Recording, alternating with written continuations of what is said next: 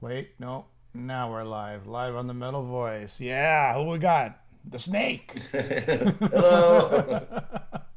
What's going? It's cold today. It's cold. Oh, There's ice damn. everywhere, man. Ice everywhere. Yeah, Warriors of Ice. Yes, yes, yes. Warriors of ice. Um, so how are things anyways? Good? We're all good?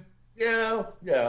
I Yeah. guess we can call it good so far, but All right, man. yeah, Exciting news. The band, yeah, new yeah. album, Yes, Synchro Anarchy. Let me just show you the album yes, for it. Synchro Anarchy. I'm showing the picture right now live. Great artwork, beautiful artwork. Once again, of course, by Away, right? Always does a yes. fine job. Is there any meaning to this artwork? Like I see fire coming from the sky. I see a flying saucer there. I see the moon. I see skulls. Is there any concept behind this album artwork that you are aware of? Uh, well, it's Synchro Anarchy as a reference to a lot of things. Of course, it, it's a bit regarding the pandemic. The first year of the pandemic, I spent, I don't know, I mean, I think I spent almost the entire year by myself at home, and no girlfriend, no dog, no cat. It's like, and I was about turned crazy, right? And it seems like a time stretch, Mm-hmm. because it's either you work from home or you don't work at all, and then you don't have schedule, you don't have routine anymore. So it's like this kind of stretching, Mm-hmm. uh, timing, and as another aspect to it, it's we did this album in about 4 months all combined. So everything was compressed, the time was compressed. We were working under pressure. We had, our brain was like steaming, and uh, so the time was just like a big rock compressed, and also anarchy, because it's so hard. It's been so hard to plan anything. Since for the last 2 years, we tried to book a tour, and it's never happened. So yeah, it's pretty much the I wanted to talk about a pandemic, but not about the virus, not about whatever.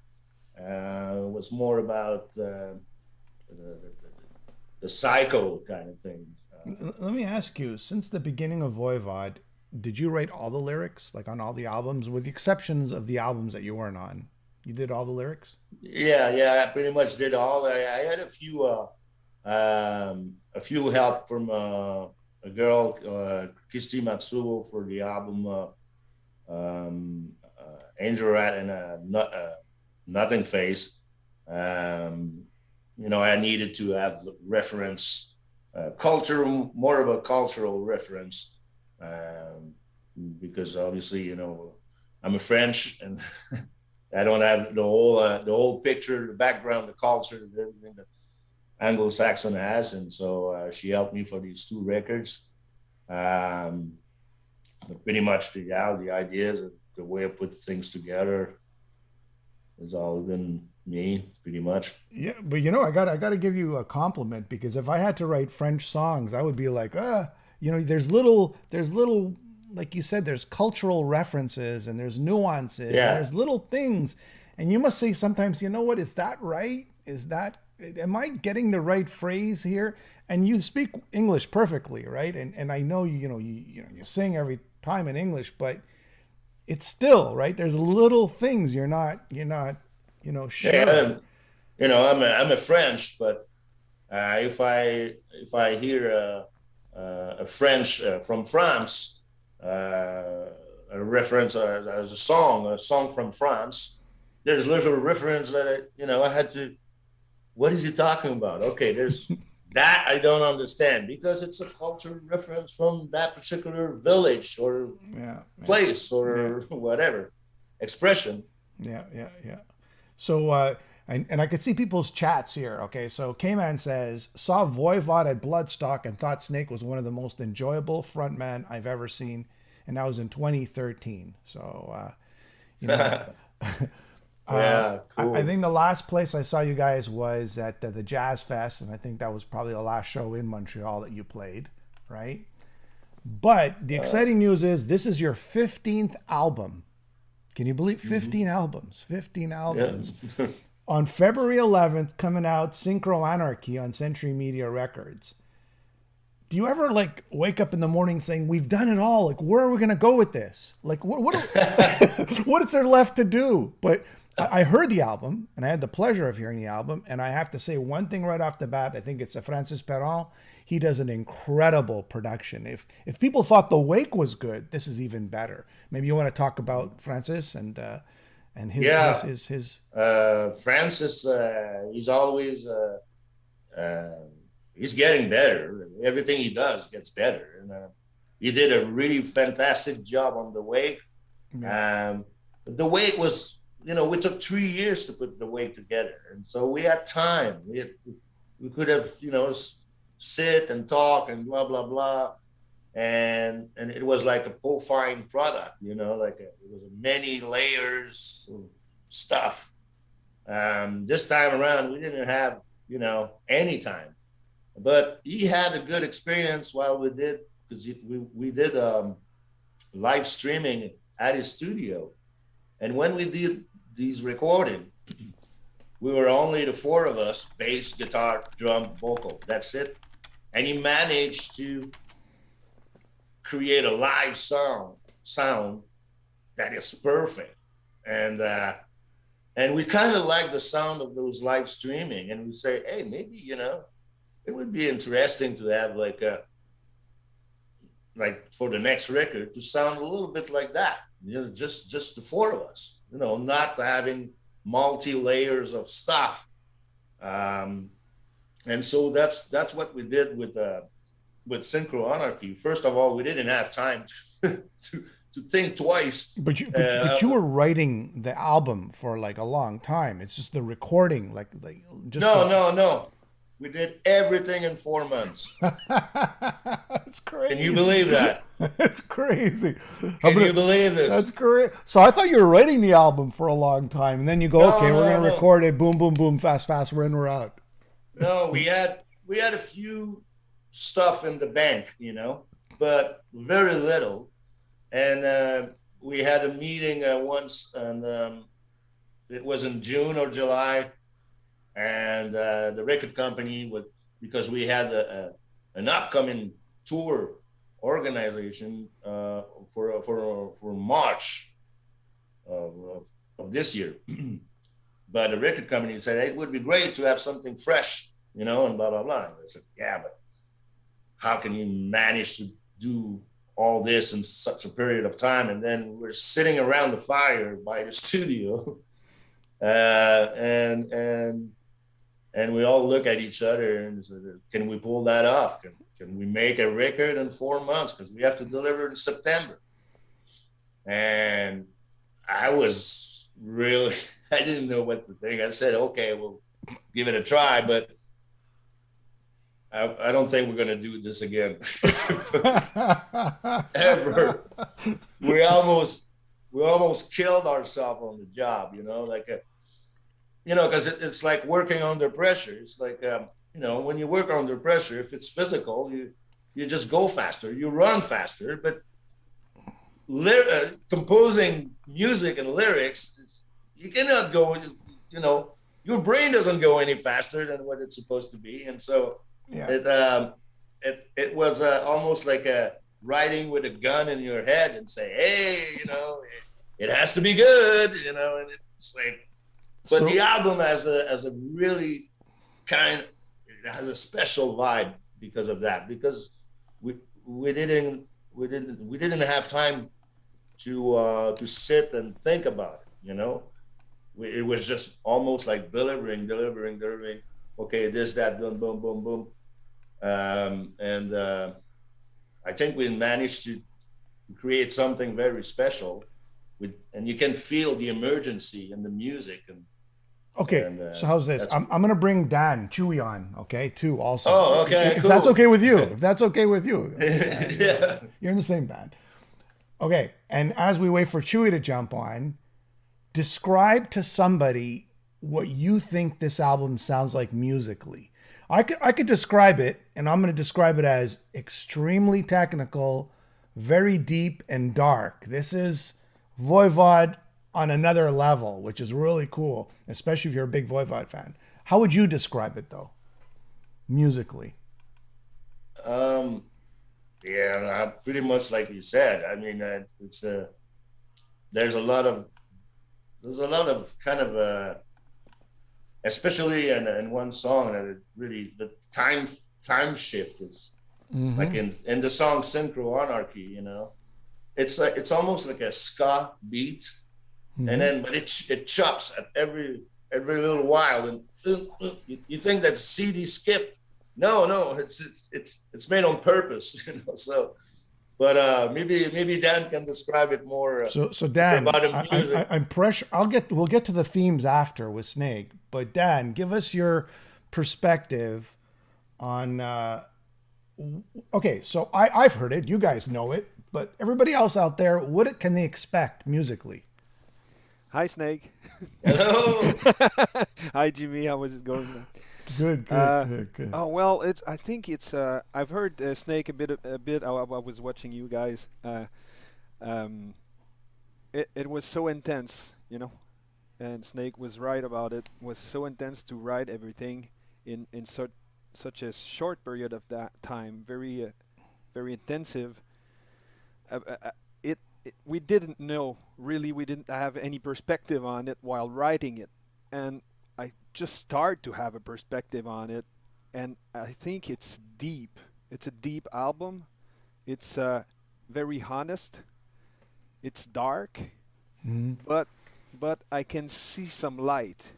There is some light in it, but it's a dark album. It's deep. It's like there's a kind of a, not in a bad way, but there's a weight, a depth to it that uh, that's different from other Is albums. there a That top 10 single there? We were laughing about this. Is there a top 10 single on this a album? top 10 single. Well, if there is, it was not on purpose, but I wish there is one, so we can have Yeah. a lot of radio Yes, of play and course. become rich. But I guess I what doubt. what I mean by that is I'm not trying to make fun. I mean that it's a very complex, album, right? That's what I'm trying to say. There's no like Yes. verse chorus. There's none of that. No. Snake, do you agree?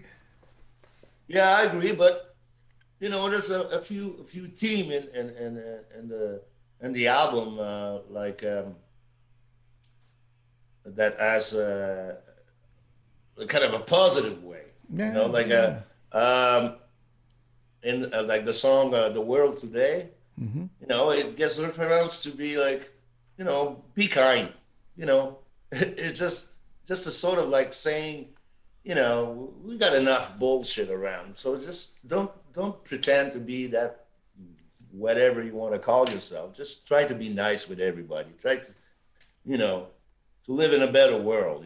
To be a better person uh, in everything you do in every day. So yeah, it's a dark album, but there's parts in the album that brings light Yes. and positive side, despite whatever the darkness and the psycho kind of thing.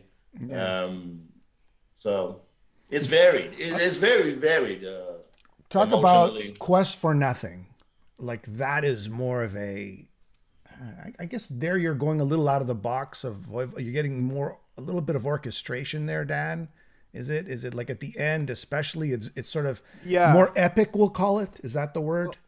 Well, maybe yeah. That's what Francis used as a word when he heard this section first, and he said, "While this part is very like large sounding," and I added some mandola at the end, so it brings another dimension.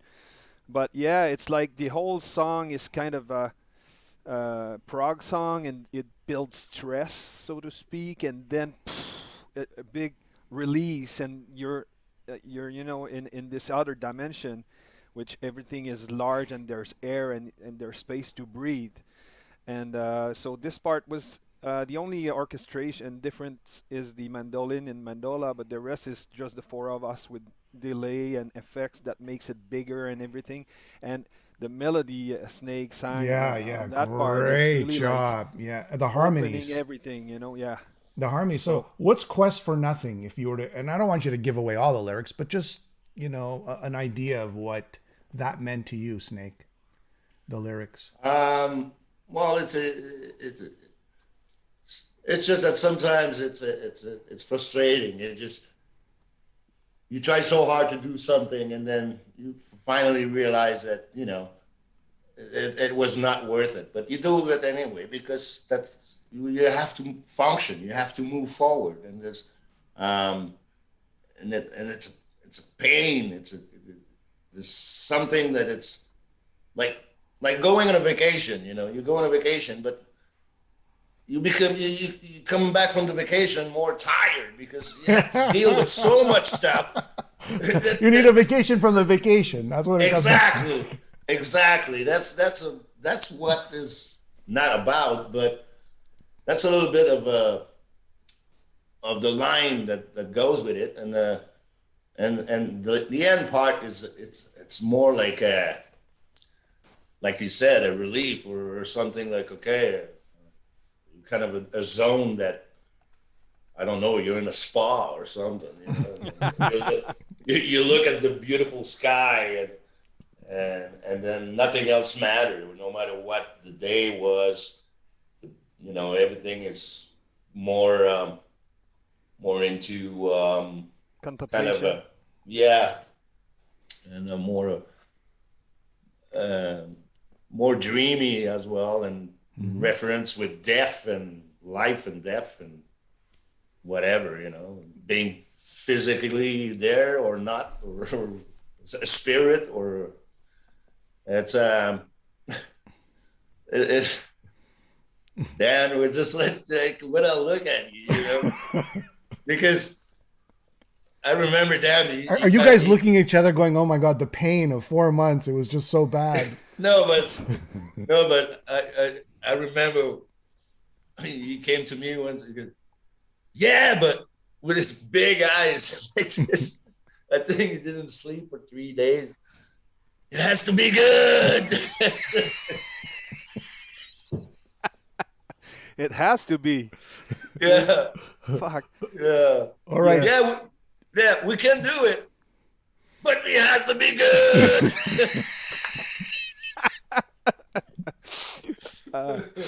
That's hilarious. Mind Clock. All right. The song Mind Clock. That's the sound of my head while writing music. Dan, Mind Clock.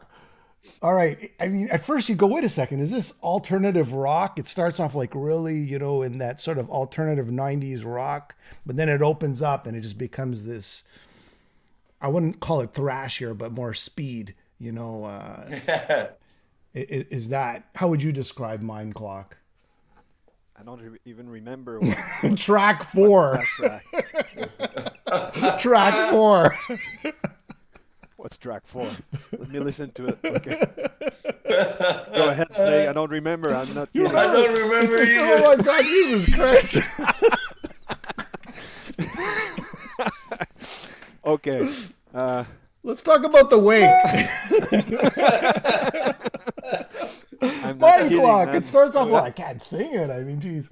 It sort of starts off very, very slow, and then it kind of builds up really fast. Yeah. Okay. I got it. It's the only one that starts off really slow. Like you would think you're listening to some sort of, I don't know. With clean guitar part, yes, right? Yes. Yeah. That's the one. Okay. Do you guys have other interviews going on? You might want to revisit your songs. Well, it's been a while to I know. We just, like I said earlier, we just kind of distance ourselves. I get it. Yeah. I get it. Don't worry. We're just joking around. We're joking around. Yeah, but it's funny. I remember this, actually, the music, it's, well, the text inspired me, but the text came while we were writing it, and Yeah. I thought about mental sickness and loneliness. Yeah. And I think Yeah, that's, you gave me a hint, and then I took your hint. yeah, I think I You wrote had like a yeah. few lines, and I took it from there. And I created that guy that is sitting in like a retired house, and everybody think he's crazy because he's building a side. He had built a flying saucer, Yes. and then he's saying to everybody that he's going to go with his flying saucer, and finally he did, and everybody's happy at the retirement. Finally he's gone, but yeah, I want to tell everybody this, just so everybody understands what happened. You guys went into a studio for 4 months, worked your asses off, right? And then just came out of the studio and you don't know what happened. Is that more or less like you're just so exhausted? Well, you're so exhausted from the work. well, yeah, pretty much. that It was like, go ahead. I was pretty much. I had a few ideas that I started recording maybe almost 2 years ago, but just snippets, like just. And at some point we lost touch with each other, and we had to, like Snake said earlier, oh, we have a deadline. Let's work on it. So basically, Away had those ideas, and he tried to put them together so it makes structure of songs. And he programmed drums, and I wrote the arrangement, and slowly but very fastly we built it around it, and then we had to try it in the studio live, so to make sure every part was working, and we modified stuff, and Snake would try some lines and everything, but it was like 3 or 4 days doing that, so we didn't have time to go through all the songs and the ideas, and some of the songs were not even written. So I went back home, and I did all the demos with the programmed drums and structures that we did, and what we worked in the studio, and that's when the race started, and then we went back to the studio to arrange and complete all the songs and record them. Okay. Pretty much. It was like old school. It's almost like going on tour. You play every day for a few months, and then you come back from it. It's like, what happened? What happened? Yes. Snake, in the olden days with Voivod, was it pretty much that? Like the first 2-3 albums, you go in the studio, crank it out, and that's that, and it is what it is. Yeah, but we always had time to think about it, which we didn't this time. But it was we didn't have a whole lot of budget, and so the first couple of album, we were basically making the structure of the songs in our rehearsal space, which the sound was so bad we couldn't hear anything. And then we had the surprise when we got to the studio how it sounds. Finally. But I mean, the reality is, like for this album, I'm assuming because of all the problems we had, with the COVID-19, right? It was less of that, right? Less of the band jamming and less of the band collaborating, right? Right. Yeah. We all had to it was a constant brainstorm. I was like, I couldn't set myself thinking about something else for 4 months. I just, because it was always in my head. Because when you work on something, especially lyrics, you write a few lines and then you're stuck somewhere. How I'm gonna bring that to the chorus? It has to move forward. You have to create another thing and another thing and another thing, but you have to leave your paper there and do your things. Go to the garage. But that hamster keeps going, keep going, and then you're driving in the car, and then poof, yes, I got it. I know how to build up that chorus. That makes sense, you know. It has to make sense somehow. But what about Planet Eaters? That's the first single, right? So is that a good idea of what people can expect on the rest of the album, Chewy? Well, that sort of vibe. I think Voivod has been renowned from way before that. I was in about their each album has many surprises, and it's all we can expect the unexpected, and that's that kind of vibe, you know. So I think you have 2 songs out now, which is Planet Eaters and Paranormalium, which are very different.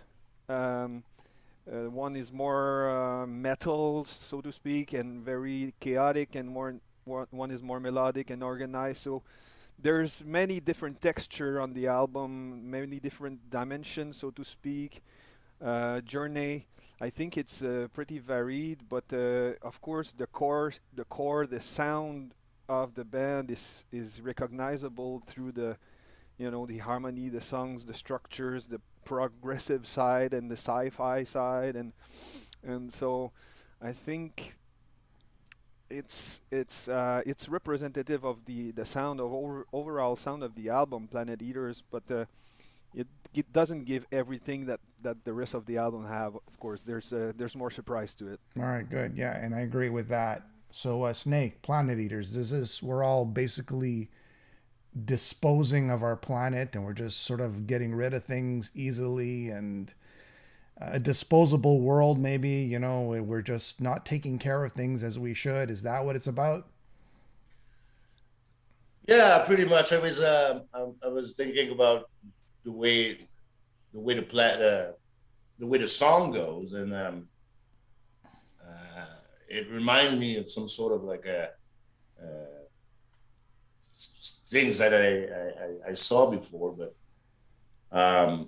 basically, yeah, it's like, are we going to be able to keep going like this forever? Even if we do a little bit of recycling, a little bit of that, and now we're trying to explore more into space, and eventually, you know, it's either we collapse or we try to find a way to expand somehow and somewhere else, because the planet is a finished world. It cannot give more than what it gives, you know. And, yeah. And if we ask too much, then we're screwed up. Yeah. And but I also a reference that you know, we're all planet eaters. You know, we all contribute to heat ourselves up, really. And then I made the story of you know, it's almost like taking a vacation or taking a trip to somewhere. In that particular case, it was Mars. You know, going to Mars. You know, and I like building more buildings to build. It's a great line. It's a great line. You know? It's a really great line. Yeah, we work together, like me and Chewy, like, oh, we're gonna build this. How are we gonna build this? That's what I like. There's a building to build this. It was a hard one to sing as well. Yeah.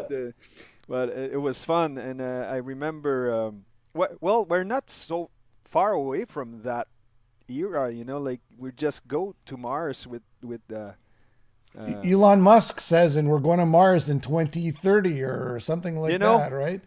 It's not far-fetched at all, you know. But the idea, like Captain Kirk going to space, you know, like, you know, anybody can go on a special flight to go in space, and you know, some people, not any people for now, but it's I don't know, it's not reassuring. But I love the way that, you know, you put the aspect of saving for, you know, like aeroplane or something. Yeah. Save on your next trip to Mars, you know. Get your 4th booster. Get a free trip to Mars. Exactly. So, if anybody has any questions, that's watching, they could, we'll ask the boys here. And it's an interesting thing. You guys are a metal band, but you're a one guitarist metal band. And I know today Judas Priest announced we're going out as a 4-piece, but you guys have always been a 4-piece. And both of you, I guess, and maybe more to Chewy, do you find that it's sometimes, you like filling in the gaps as one guitarist, or maybe sometimes you think it'd be cool to have another guitar to get another sound there? At first I was so used to play in Martyr, my old band, with 2 guitars and arrange everything with 2 guitars, that it was a little bit destabilizing. But I used to play as well as in trios and stuff like that. But Voivod's music is so different than anything that I've played in before. I knew the band, of course, but the bass is acting somewhat of an bass and guitar at the same time. There's a lot of dialogue between vocal lines and drums, and both strings instrument are dialoguing, so to speak, a lot. And so my role sometimes is more of a keyboard player than a guitar player, because I have to suggest an harmony. I have to suggest chord. It's not always riffing parts. It has to have a floor for Snake to sing, and Snake needs chords and harmonics, and that's where he finds this.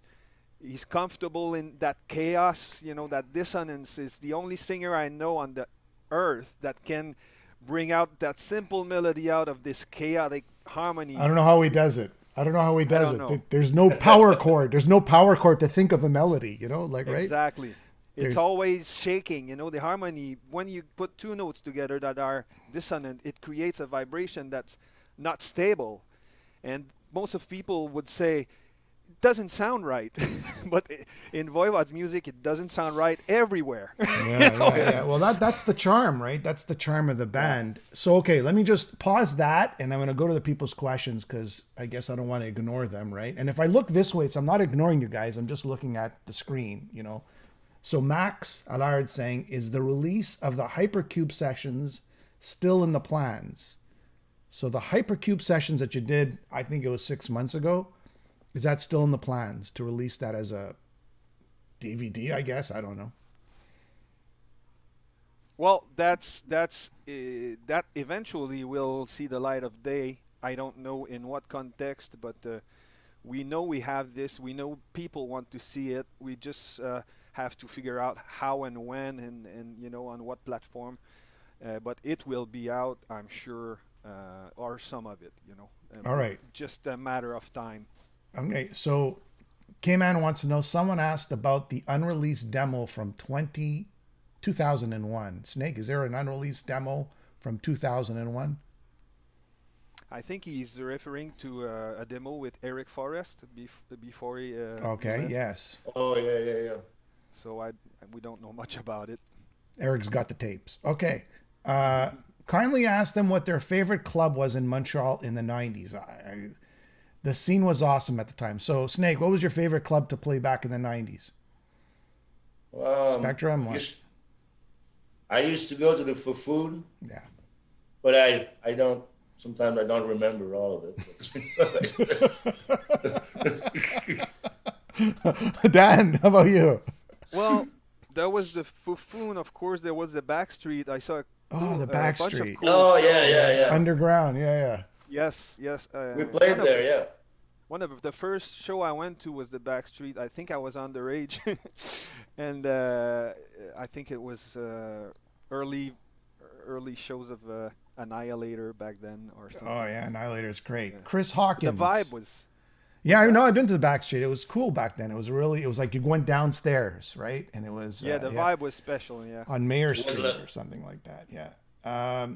Voivod Angel Rat reissue on vinyl. Any plans? So Voivod Angel Rat reissue on vinyl. Are there any plans? Yes, I think I have it on paper here because I took some notes today. Pull out the notes. Where's my paper? And in okay, go ahead. Yeah. It should be released we're gonna Angel Rat and Nothingface on vinyl reedition from Century Media. Nice. When exactly? I think it's in the process right now, so I don't know when it's going to be out yet. But yeah, it's on the plan. And also, I'd like to tell everybody that the album that's being released, there's a deluxe version of the new album where you can get a live, and I don't remember where the live was, but I could look it up. There's a deluxe edition of Synchro Anarchy you can order, and I actually pre-ordered it. So there's a live disc that that comes with it. I think it's 2018 somewhere you played or another. You guys know?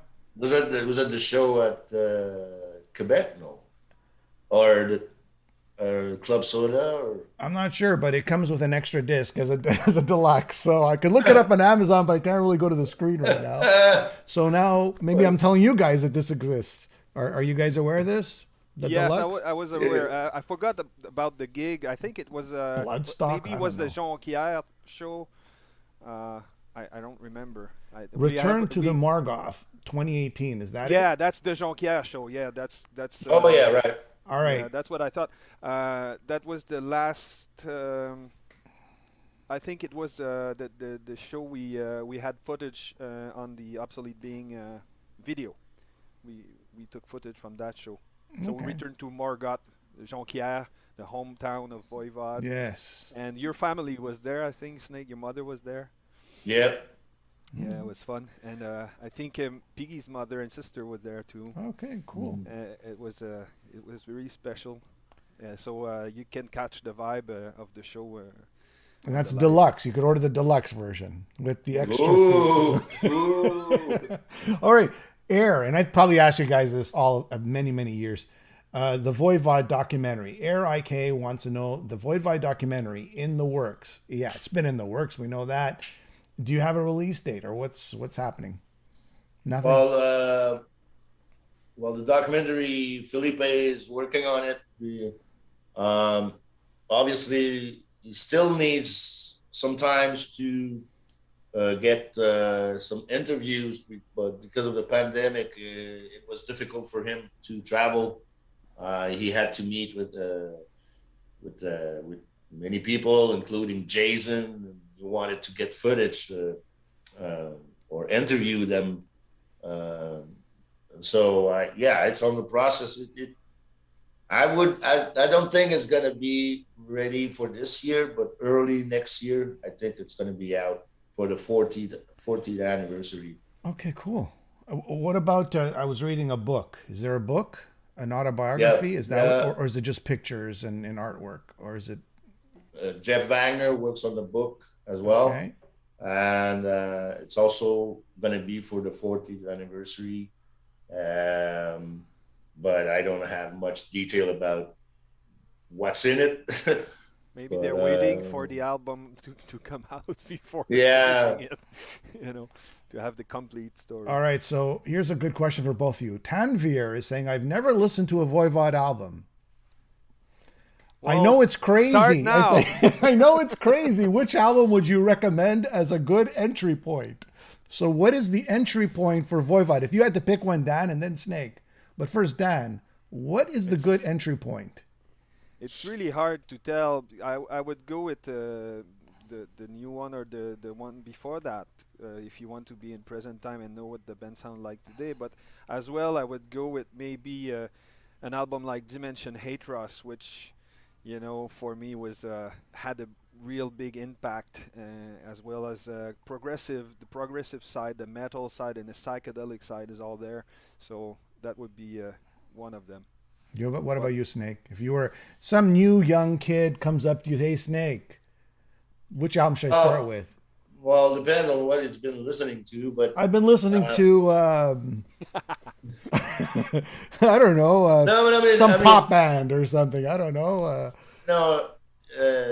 I would certainly recommend Killing Technology for the old days. And when we really start to be more kind of progressive, we start from being really trash punk trash to be more progressive. So pick up Killing Technology, and for the present time, well, the Wake is good. The EP as well, Post Society is a good. There's good songs in it, and of course the new record. Yeah, of course, we got to pick that up right away. Pre-order it right now. Dan, you're Japanese. When you go to Japan, it kind of blows my mind. Voivod is known everywhere in the world, right? Snake and Chewy. Everywhere you go, there's metalheads around the world who know Voivod. But when you go to Japan, how popular is the band there? I don't know. Totemo. Go ahead. What's the word for famous? I don't. Yume. All I know is mushi mushi. That's Mushi. That's all I know. Mushi mushi. Oui, c'est allô. I mean, the thing with Voivod is, as you said, and I experienced it. Like, I remember the first years of touring. And wow, everybody knows the band everywhere, but it's a tiny percentage of population everywhere that knows the band. And when we get there, we have, we meet die-hard fans, but they're everywhere. Yeah. It's a very fragile community. It's like a family, and Snake says that at every show. Voivod's like a family, because it's a lot of outcast or misfits or whatever of the ordinary people. They come to this show. They find something to connect with. They recognize themselves in this movement of metal music, but as well as with the band and the vibe, and so I think that's the kind of people that we run across when we're on tour. And when we go in Japan, we're able to play 2 nights in a row and sold out, and we go to Tokyo, but we don't play in stadiums or anything. We just play in front of the crowds that appreciate the music and this kind of music and Voivod. So it always surprised me that we play in Chile and we play in Tokyo and we play in Montreal and we go to Amsterdam or whatever, and there's always people that shows up with Voivod shirts and they know all their lyrics, and it's What about you, Snake? What was the most, like, you're in a country and you go, wow, these people actually know us here? What was that moment that you said, I can't believe this country? Did you get it? Or maybe you didn't have any moments like that. I don't know.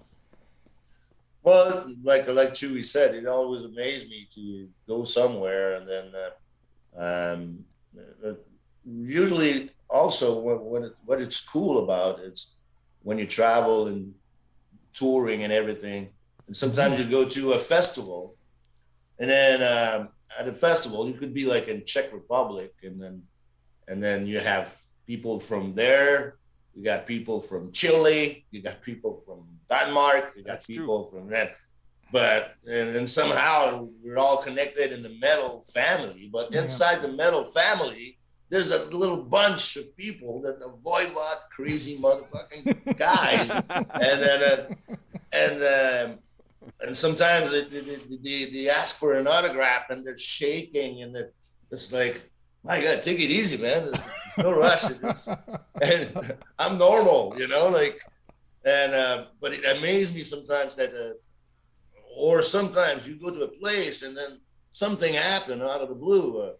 You lost the luggage, like Chewy lost his pedal board in Chile, and there was a big fan out there. It's like, and he went to pick up us at the airport, and he was helping us, and we said, "Fuck, we don't have the pedal board. We're fucked." And then, hey, I can help you, Igor. Yeah. He went back home. He went back home, take his pedal board, bring it to the gig, and save the gig. And he had all the effects that I needed for the gig, like all the tremolos and delays, and he knew about, he knew what I needed. Crazy, isn't amazing. It? He was probably playing all the songs, trying to play the songs. He had the same effect that Chewy had. So that's pretty amazing. And we had a supper at his home.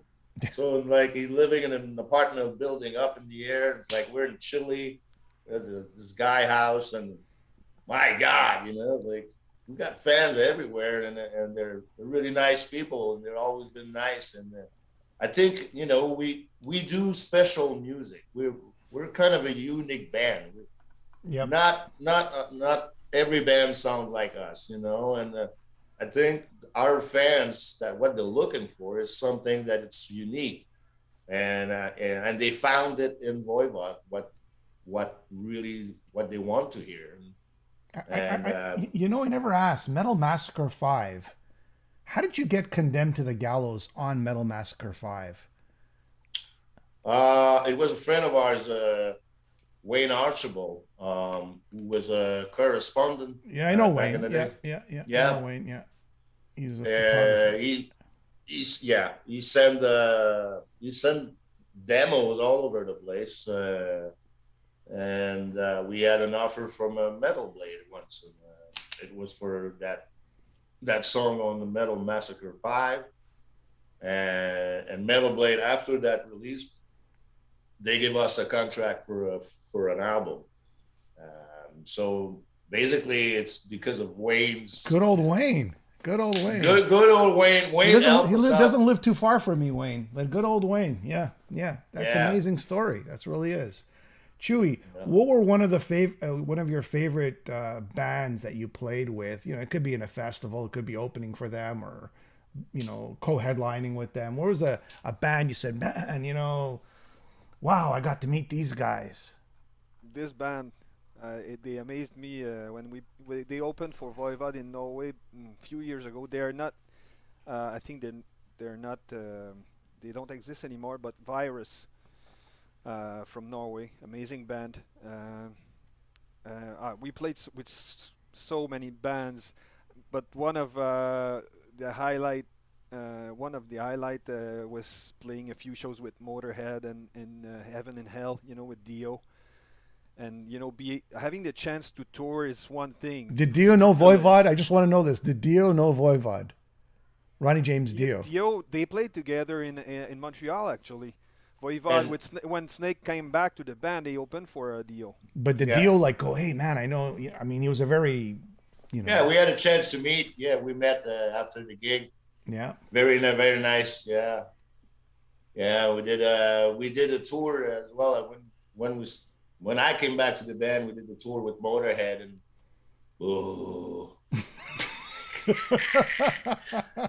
just four days, and I thought I was gonna die. So, but Chewy, well, now you've been in the band. Oh my God, 15 years? How almost, long? Yeah, almost. I think 14. Jeez, man, it's gone by fast. Who do you remember touring with that were Virus? But I mean, let's say, I don't know, Creator. Was it Creator you guys went with? I can't remember. We toured. We had fun with Napalm Death, Carcass. Yeah. We had great fun with many bands. When we're co-headlining with Guar, by example, we had such a great time. And all the great tours are when you have a great time on stage and off stage as well. And I'm not not talking about partying necessarily, but just getting along, go take a walk with someone, and have good conversation. And it kind of transpired through the whole tour and the whole vibe, and when you go on stage and you're happy because you had a good day and you're with a bunch of great people every day. So Snake. And sometimes go ahead. Sorry. Yeah. Sometimes when you tour, well, especially on festivals, you see bands that you don't see much often. You never, like not so long ago, like a few years ago, we saw Rose Tattoo. I never saw Rose Tattoo. Yeah. And I was like, oh my God, it's Rose Tattoo. And I was like, and they were good. They were great. They were great. And I'm at Angry, which is Angry Anderson. He should be called Happy Anderson, but he's so happy. It's like, yeah. And oh my God, that was good. And did you open up with Ozzy for one date? Do you remember? Well, well, we did a whole tour, Canadian tour with Ozzy, opening for.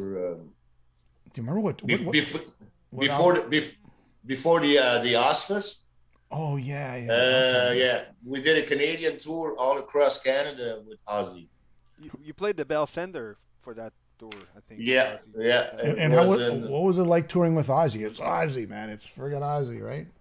well, Ozzy, he seems to be fun, but I'm not the kind of guy that's gonna bother him, whatever, you know. And he has about 8 bodyguards, so it's just like it's almost Mr. Untouchable. But I had one day, it was my birthday, and he signed my birthday card, so I have it at home with it.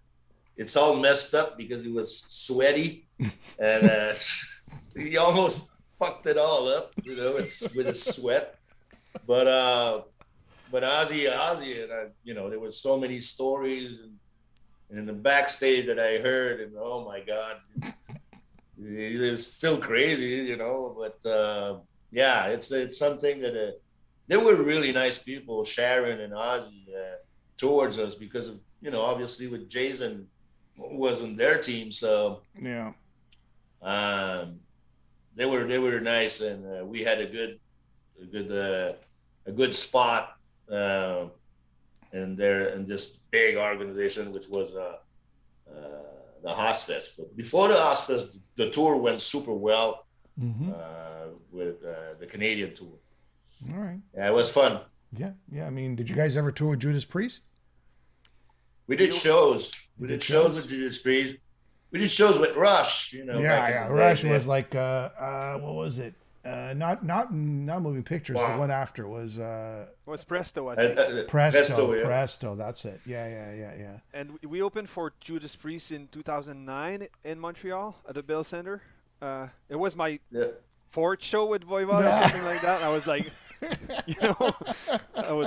that was great. What's it like, Chewy? What's it like transitioning from you're playing the arenas? It's a big thing, the arenas, right? I mean, it was a big thing, and I remember that year or that first year, first show, heavy MTL, big festival. I think the second show was in Tokyo or the third one, and the second or third one was with Monster of Rock, Ozzy, Judas Priest in Calgary, open stadium, and then a few months later with Judas Priest at the Bell Center, and I thought I made it, I'm gonna buy a Porsche. I'm gonna buy a Porsche now. Yeah.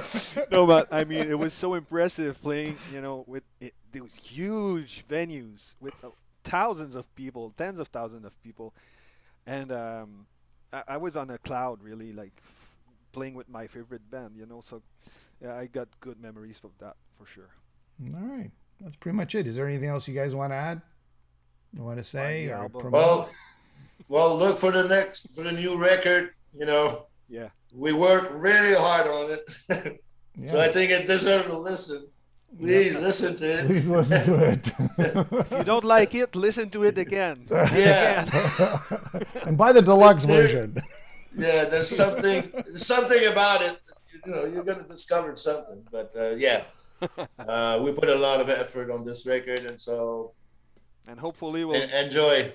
Go back to touring when it's possible, and we can't wait to go to see all our friends out there, and maybe another online streaming show. I don't know. Oh yeah, I have to say I did see the last. There was 2, right? There was 2 online streaming shows. You did one, Dimension. No, we did 3. Yeah. You did Dimension. You did Nothingface, and what was the first one? The first one was a regular live set list that we did, and both the last one were complete albums. Oh yeah, man! It was like, I gotta say, like, I seen a couple of these, and holy shit, they were good, man. They were like, you guys were, it was done really well, like really well. It was great to do that in the studio with Francis. We were all set up there, so the sound was really, really good, even in our ears.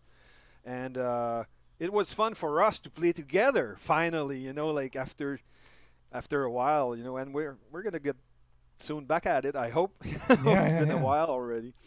Do you guys keep in touch with Jason? Jason Newsted?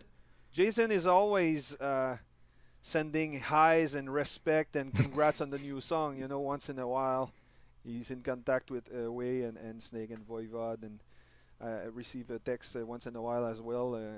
Always positive. Always, he's still a Voivod. You know. I'm looking at these questions. Where is the Alice Cooper cover from Angel Rat Sessions? There was an Alice Oh my Cooper God. cover on Angel Rat Sessions. Yeah. Don't tell me it's on 18. School's Out. Which one? No. It's a deep It was track. by him, so, God. Pick one. Some did. How about this? Here's a question for you, Dan, as Snake tries to figure that out. and I'm just going to go for a few more minutes here because people are typing. Are there any less played songs from the earlier albums you'd like to revisit, Dan?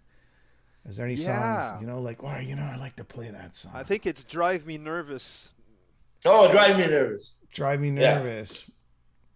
Yeah, Drive Me Nervous. Dan, you're good, man. Dan, you're good. No, I got a hint from Away. He's watching. Thanks, Away. Thanks, Away. You saved my ass again. I forgot about the question, but Oh yeah, are there any tracks that you'd like to play? Like sort of like the older stuff maybe, that doesn't get played enough, you think? we did a few of the first two albums, but we might go back to that actually, refresh the set list and change some songs. It's always good. Feels good to change once in a while. I think we suggested a song. I don't remember. War and Pain. Is that it? Yeah. Suggest Clouds that. in My House. Yeah. I don't think. When's the last time you played that one? Oh, ages. Yeah, it's a nice song. It's a good song. I like it. It's a good song, but we have to pick as well to keep the show energetic. Some songs are slower. It don't do super good in festivals, so maybe in a streaming show that would be the best context for some of the songs. But for sure, an old trashy, punkish song would be great to. You're always looking for those thrashy, punky songs. Yeah. In terms of Angel Rat, it was Terry Brown, right, who did that album. What was it like working with Terry Brown? Was he was it the studio? Was that where you recorded it? I don't remember. It was in Mississauga. Oh, Mississauga Metalworks. Yeah. Okay. Yeah. Very, very cool guy. Very cool guy. Did he really take apart your vocals and sort of made you work hard at? Yeah, he was putting his input into, not only the vocal, but I mean, he was putting his input, what he had an idea. He was giving us the idea, but he was not forcing anything because, he seems to be like really relaxed and, from the 70s, whatever, production. But, you guys are going, man, this is Terry Brown, man. This is Rush, man. Is that what you're thinking the whole time? Yeah. Oh, yeah. This is Rush. Whatever he says is good, man. Whatever he says is good. Yeah. He was pretty much concentrate on the sound and how we're going to do things. But, did he play keyboard on the album? I don't recall any. Okay. That was Ivan from Men Without Hats. Didn't he play keyboards? What? Ivan from Men Without Hats. He played keyboards. Didn't he play on? Is it that album he played keyboards on? I think so. Yeah. Oh yeah. Did you tell him? Look, no pop the girl, pop goes the world here.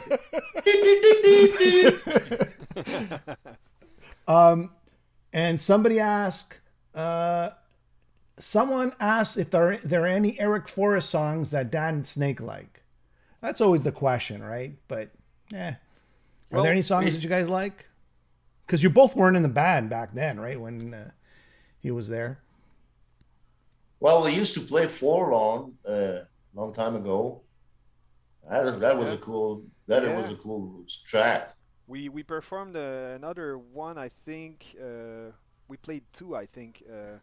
But yeah, I'm a big fan of the Phobos album, and Snake was great to sing in his own way. It's not easy to sing another from another singer, so it was great. It was a different version. It was really really cool to do.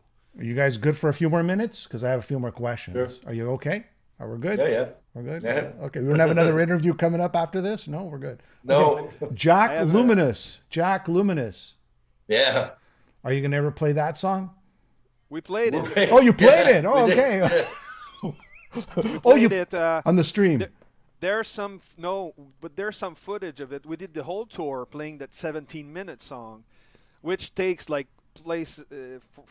it replaces 3 songs in the set list. So it's a hard choice, you have to let go 2 other songs to play just one. Yeah. But we did it because we played at the Roadburn Festival, and also one time in Montreal we played it at La Sala Rosa. Mm-hmm.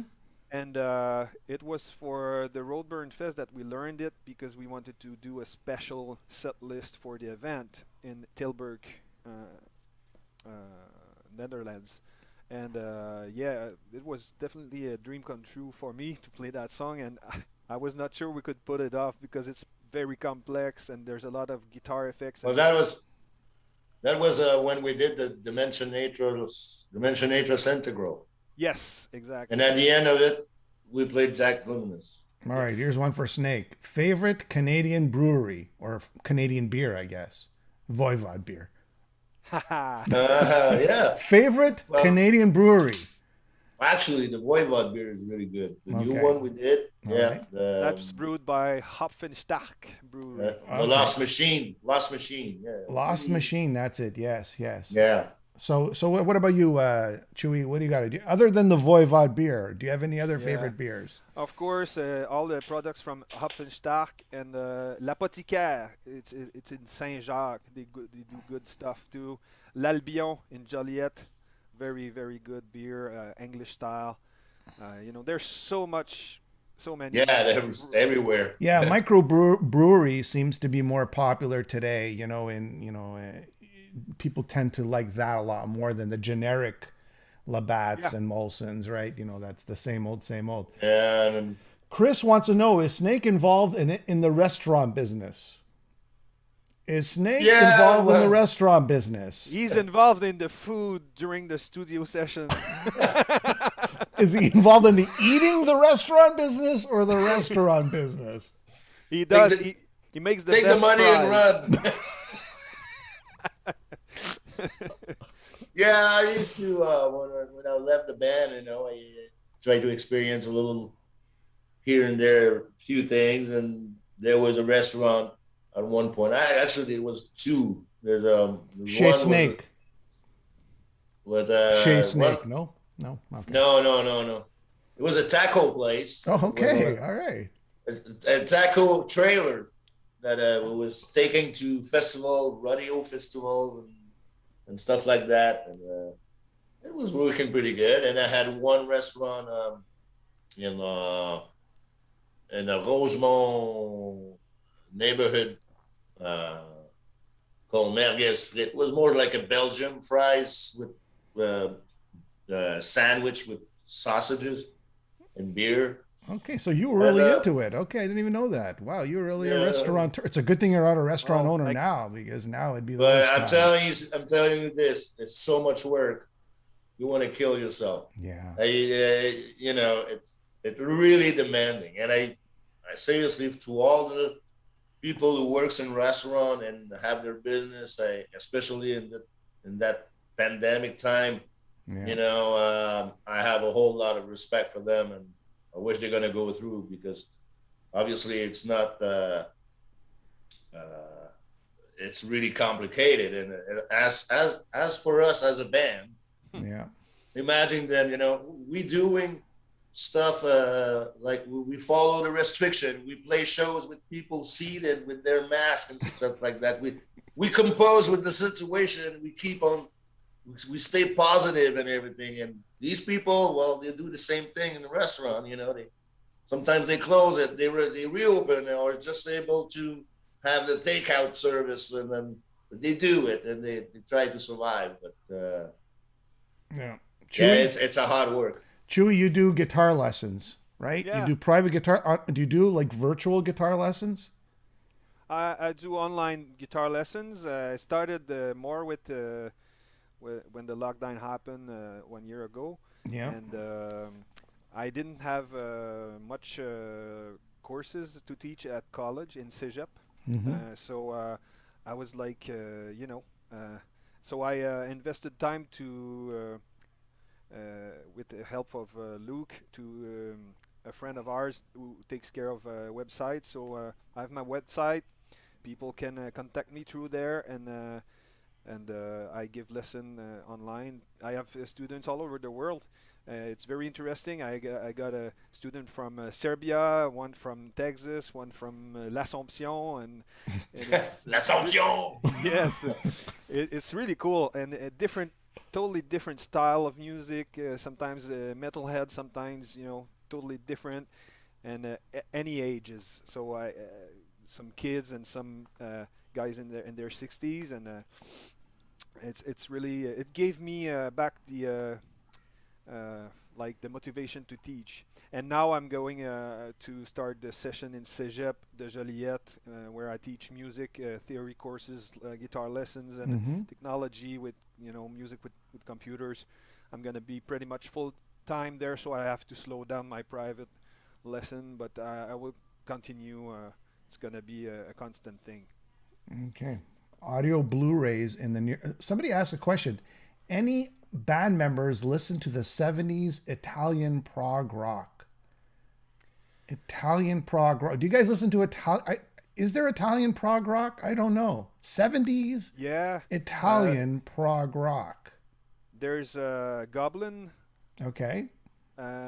which did soundtracks for zombie movies, and we saw them at in Las Vegas at the festival. They were Okay. great, and there was 2 screens with footage from the movies, and they played the soundtrack of that live. It was amazing, and I think it's Vivolo or El Vivo.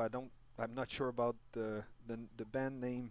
It's really proggy from the 70s. B3 organ, great bass sounding. Yeah. Well, a lot of good prog in the 70s, right? Yeah, Yeah. but there was quality from yeah, El Volo. That's the name. El El Volo. E Volo. El Volo. I'm not good with names, but yeah, pretty famous actually. All right. But, Somebody give me one great last question and we'll wrap it up. So you got to give me a really good question for the guys. Interesting question, and we'll wrap it up for the night. Dario Angetero's Suspira. Suspira. I guess that's maybe somebody from Italy. I don't know. But in the meantime, who came up with this? Here's a good question. This is a good question. Who came up with the idea, that genius idea for the Astronomy Domain video, where you guys are sort of spinning, I guess the cameras are spinning. Who came up with that idea? Was it Director Snake? Was it Away? Who was this? It was director of the video, Pierre Dalpé, Yeah. who he was a good conceptor when he came up with the idea, because at first we weren't so sure about it, but and the idea was pretty much simple. It's when you look at it, it was just a platform on the rig in a big open space, and so it was like a platform in the rig, and there was a pole attached to it, and that pole was like looking like this, like a hook, and the camera was going like this, Yeah. And we set up the drum on the platform, and we attached Blackie underneath. That's like, and but So you all performed your parts on the platform, and then he sort of integrated. yeah. We used the platform in many ways. Sometimes it was a drum set. Sometimes I was leaning on it. And It's friggin' a great video. If there's any, Yeah. it's a really great video, and the song just comes out more in that video, and that's probably why it Yeah, was so Jeff successful. did a really good job on that Yeah, yeah. as a concept. Oh, I thought you guys were going upside down. I thought you were going upside. He was playing drums upside down away. And No. you were going up. No, I know that. Okay. On that note, And go ahead. It reminds me, I wanted to tell earlier, the Planet Eaters video Yes. are all art from away, but the guy who put it all together is Pierre Ménétrier, who did the video, and he did a great job as well. It is. It's a great video. Like that's one thing about your music. When you get these cool concepts, it just works so well. It's like a little story, you know. And you guys always do. The imagery is very powerful in the band, and it's a huge part of the band, I guess, right? And hats off to Away, who's always coming up with those cool imagery and the artwork, which really makes a big difference, right? It separates you guys. You know, it sets the tone. Is that the right way to say it? Yeah. It sets the tone for the band. All right. I know I've taken up all your time tonight. It's time to go have some Belgium French fries. And a taco. And a taco.